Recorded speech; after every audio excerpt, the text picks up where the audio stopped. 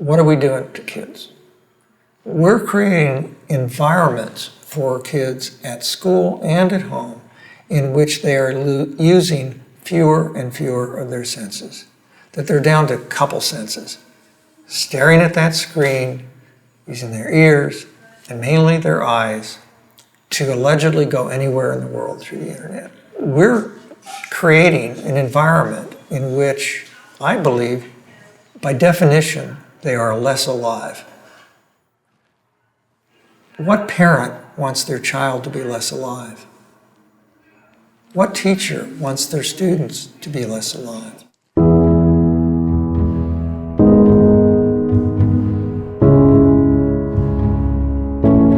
I spent a lot of time in the woods with my dog. My parents didn't know where I was, but my dog did. And I found something bigger there than my parents and their problems. I found something large. I have a bias from growing up to associate time spent in nature with happiness for a family and with health, particularly mental health. There's not very much research yet on autism, but I can't tell you how many parents have come up to me and said, you know, I read Last Child in the Woods. We have an autistic child or a child with Asperger's, and we started getting our child outdoors more, and there's been a change. I hear from teachers all the time.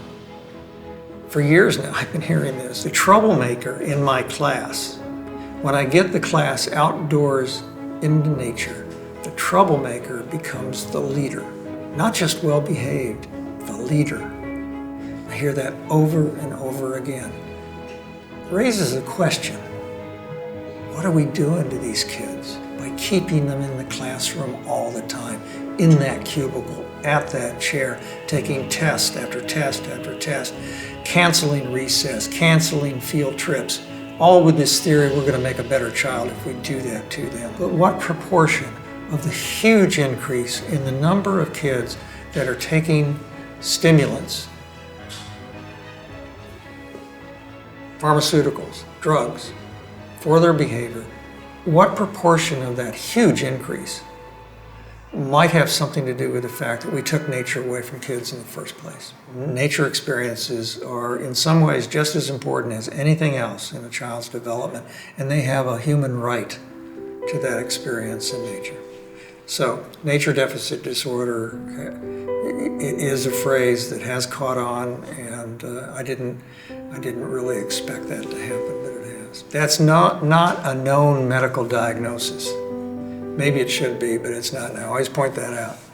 What it is a language to use, a way to describe this feeling we've had for a long time about that disconnect from nature that those parents, even some kids, told me about beginning in the late 80s and early 90s. Some of the most recent research has certainly linked lack of nature in people's lives to such problems as vitamin D deficiency. Recess has been cut, physical education has been cut in US schools.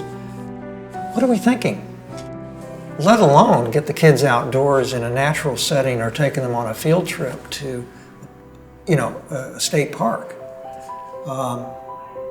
We're having those kids sit all day, and sitting is the new smoking, and guess what we're doing to them?